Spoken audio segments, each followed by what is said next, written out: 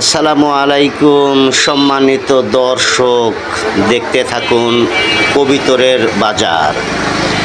রাজশাহী জেলার অন্তর্গত কাটাখালী বাজার, কবিতরের হাট, খুব জমজমাট হাট।